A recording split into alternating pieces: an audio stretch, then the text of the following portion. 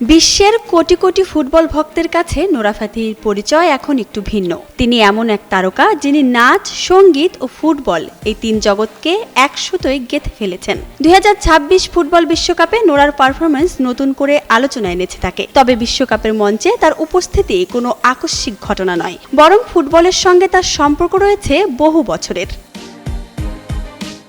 Moroccan শিকড়, বিশ্বকাপ উন্মাদনা, জাতীয় দলের প্রতি আবেগ এবং আন্তর্জাতিক ফুটবল সংস্কৃতির সঙ্গে নিবিড় সংযোগ নোরাকে বলিউডের অন্য অনেক তারকার চেয়ে আলাদা করে তুলেছে এই বিষয়গুলো। জন্ম কানাডায় হলেও নোরার পরিবার মরক্কান বংশোদ্ভূত। আর মরক্কো এমন একটি দেশ যেখানে ফুটবল শুধু খেলা নয়, এটি জাতীয় পরিচয়ের একটি অংশ। নোরা জানান, ফুটবল পরিবেশের মধ্যেই বড় হয়েছেন তিনি। বিশ্বকাপ এলে তাদের পরিবারে উৎসবের আবহ তৈরি হয়, ফলে ফুটবলের প্রতি ভালোবাসা তার রক্তেই যেন মিশে আছে। নন ইনভার্টার এসির দামে ঘরে আনুন বিদ্যুৎ সাশ্রয়ী ইনভার্টার এসি।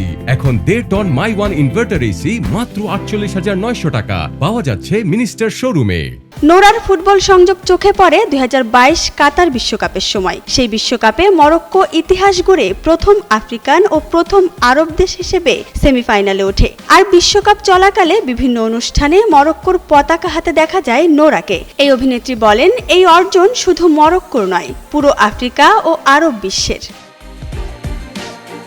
বলিউডে নোরার জনপ্রিয়তা এসেছে দিলবার, নাচ মেরি রানীর মতো গানের মাধ্যমে, কিন্তু ফুটবল তাকে পৌঁছে দিয়েছে ভিন্ন এক মাত্রায়। কাতার বিশ্বকাপের সাংস্কৃতিক আয়োজনগুলোতে অংশ নেওয়ার পর আন্তর্জাতিক গণমাধ্যমও তাকে নিয়ে প্রতিবেদন প্রকাশ করে। অনেকেই বলেছিলেন, বলিউডের কোনো নৃত্যশিল্পী বা অভিনেত্রীর জন্য এটি বিরল এক অর্জন। বিশ্বকাপের মঞ্চে পারফর্ম করা মানে শুধু বিনোদন নয়, বিশ্বের সবচেয়ে বড় ক্রীড়া উৎসবের অংশ হয়ে ওঠা।